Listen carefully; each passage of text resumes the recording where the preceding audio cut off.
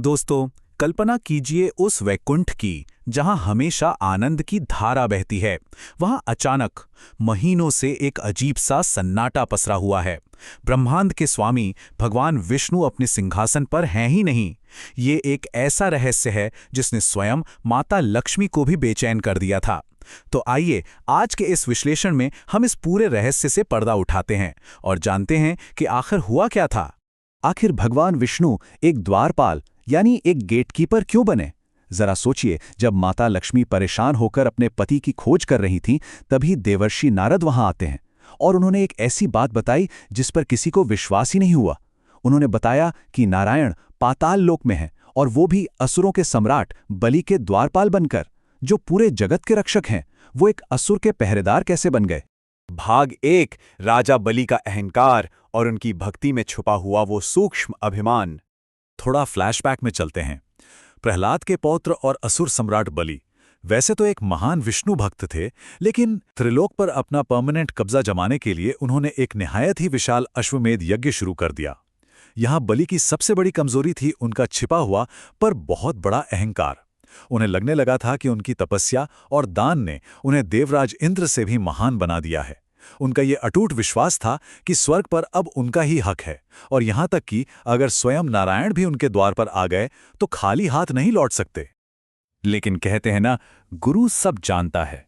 उनके गुरु शुक्राचार्य को आने वाले खतरे की भनक पहले ही लग गई थी। उन्होंने चेतावनी दी, याद रखना, देवता छल करने में माहिर होते हैं। यहां एक बहुत ही ड्रामेटिक विडंबना है। शुक्राचार्य भली भांति जानते थे कि बलि की शक्ति असीमित जरूर है, पर देवताओं का छल उस शक्ति पर भारी पड़ सकता है। भाग 2 वामन का आगमन, विष्णु का 5वां अवतार। अब उस विशाल यज्ञ की कथा में आगे बढ़ते हैं। दरबार में एक ऐसा दृश्य बनता है जो इतिहास पलटने वाला था। भगवान विष्णु अपने 5वें अवतार एक छोटे से और प्यारे से ब्राह्मण बालक वामन के रूप में वहां पधारते हैं। उनका तेज इतना प्रचंड था कि ऐसा लग रहा था जैसे स्वयं सूर्य धरती पर उतर आए हों। एक तरफ असुर सम्राट बलि हैं, जिनके पास अथाह संपत्ति है, पूरे त्रिलोक पर राज करने की भूख है और एक विशाल अहंकार है। और ठीक उनके सामने खड़े हैं नन्हे वामन, बिल्कुल शांत आंखें, एक हाथ में एक साधारण सा छाता और दूसरे हाथ में पीतल का छोटा सा चमकता हुआ कमंडल। ये जो विरोधाभास है ना, ये इस कथा का एक बहुत ही दिलचस्प हिस्सा है। तो अब सवाल आता है कि वामन ने मांगा क्या?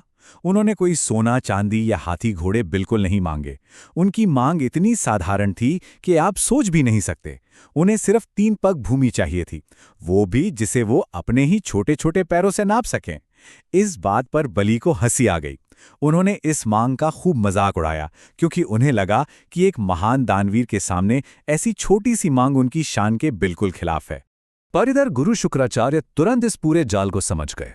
वो घबराकर बलि को रोकते हैं और कहते हैं, ये कोई साधारण बालक नहीं है, ये स्वयं विष्णु हैं जो छल करने आए हैं। शुक्राचार्य समझ चुके थे कि अगर बलि ने एक बार दान का संकल्प ले लिया तो सब कुछ हाथ से निकल जाएगा। उन्होंने पूरी कोशिश की कि किसी तरह बलि को ये अटल वचन लेने से रोकें। लेकिन नियम के अनुसार संकल्प पूरा करने के लिए जल पात्र यानी कमंडल से जल गिराना जरूरी था।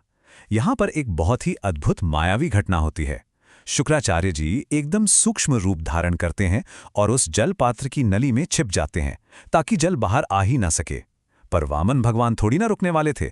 वो बस मुस्कुराते हैं और बड़ी ही सहजता से एक सूखी नुकीली कुश घास का तिनका उठाते हैं और उसे उस नली में डाल देते हैं। रुकावट दूर हो जाती है, जल गिरता है और संकल्प पूरा हो जाता है। भाग 3 वो 3 पग भूमि और त्रिविक्रम का विराट रूप।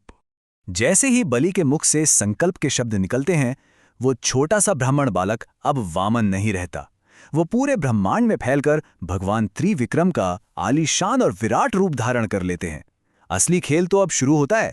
पहले कदम में भगवान ने पूरी धरती यानी समस्त भूलोक को नाप लिया। दूसरे कदम में उन्होंने संपूर्ण देवलोक और ब्रह्मलोक तक सब कुछ अपने अंदर समा लिया। बस 2 ही कदमों में राजा बलि का सब कुछ छिन चुका था। अपना वचन निभाने के लिए आखिर में बलि ने अपना सिर आगे कर दिया और भगवान ने अपना तीसरा कदम उनके अहंकार से भरे मस्तक पर रखा और उनका सारा गर्व एक पल में चूर चूर कर दिया। भाग 4 एक दिव्य द्वारपाल और भगवान का अपने भक्त के साथ अनोखा बंधन। अपना सब कुछ गवा देने के बाद अहंकार मुक्त बलि एक आखिरी विनती करते हैं। वो कहते हैं कि भले ही मेरा राज्य छिन गया हो, लेकिन मैं चाहता हूं कि हर दिन मुझे मेरे प्रभु के दर्शन हो। और दोस्तों, यहीं पर हमारे शुरुआती रहस्य का जवाब छिपा है। ये इस बात का सबसे बड़ा प्रमाण है कि भगवान विष्णु अपने भक्त के असीम प्रेम और वचन से किस तरह बन जाते हैं। उन्होंने बलि की बात मानी, वैकुंठ छोड़ दिया और सुतल लोक में राजा बलि के पर्सनल द्वारपाल बनकर रहने लगे, ताकि उनके भक्त को सच में रोज उनके दर्शन मिल सके। भाग 5, सबसे पहला रक्षाबंधन और माता लक्ष्मी की वो बेहतरीन युक्ति।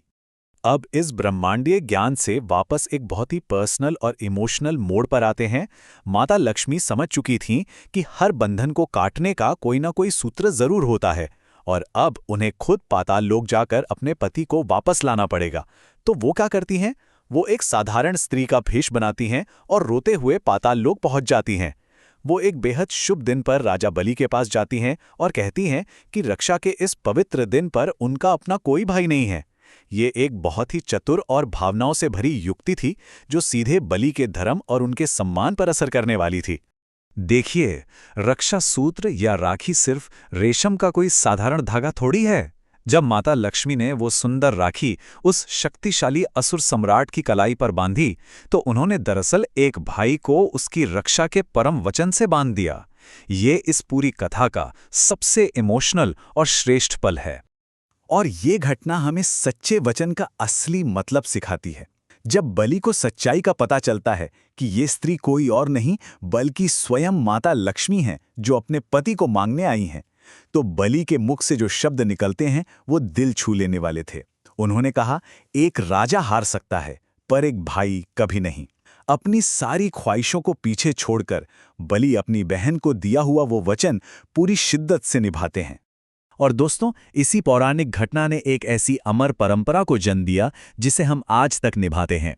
श्रावण मास की पूर्णिमा के दिन मनाए जाने वाले इस त्योहार को आज हम रक्षाबंधन कहते हैं। यह त्योहार सिर्फ भाई बहन के पवित्र प्रेम का प्रतीक नहीं है, बल्कि उस अटूट वचन का भी सम्मान करता है जो एक असुर राजा ने एक देवी को दिया था। आज के इस विश्लेषण को खत्म करने से पहले आप सभी के लिए एक दिलचस्प सवाल। अभी जो हमने चर्चा की उसके आधार पर बताएं, गुरु शुक्राचार्य की रुकावट को हटाने के लिए भगवान वामन ने जल पात्र की नली में किस चीज का इस्तेमाल किया था? आपके ऑप्शंस हैं ए अपनी उंगली, बी एक पत्थर, सी कुछ घास का तिनका, या डी एक स्वर्ण शलाका यानी सोने की छड़ी। जल्दी से अपना सही जवाब नीचे कमेंट करके बताइए। इस ज्ञानवर्धक सफर में हमारे साथ जुड़े रहने के लिए बहुत बहुत शुक्रिया। जल्द ही एक और नए विषय के साथ हम फिर गहराई में उतरेंगे।